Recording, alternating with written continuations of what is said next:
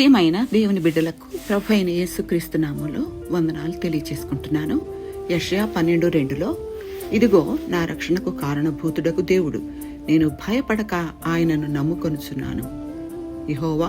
యెహోవాయే నాకు బలము, ఆయనే నా కీర్తనకు ఆస్పదము, ఆయన నాకు రక్షణాధారం ఆయను అంటున్నాడు. యెషయా పేరుకు అర్థం యెహోవా రక్షకుడు. ఈ గీతంలో రక్షణ కేంద్ర బిందువు.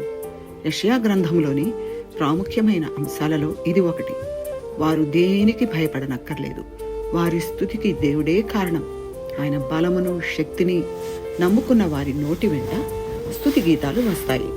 నిర్గమకాండం 15:2 యెహోవా నాకు రక్షణ ఆయను అంటున్నారు మోషే, ఇశ్రాయేలీలు. ఎర్ర సముద్రం వద్ద వారు ఐగుప్తు నుండి పొందిన విడుదల యందు ఆనందిస్తూ పాడిన స్తుతి గీతము. ఈ స్తుతి గీతంలో భయం నుండి వారు విడుదల పొందిన సంగతి కనబడుతుంది. 118:14 కూడా యెహోవా నాకు రక్షణాధారము అని చూస్తాం. రక్షణలో ఆనందము, శాంతి, సమాధానము, పాప శాపముల నుండి విడుదల, ధైర్యము మరియు దీవెనలు ఇమిడి ఉన్నాయి.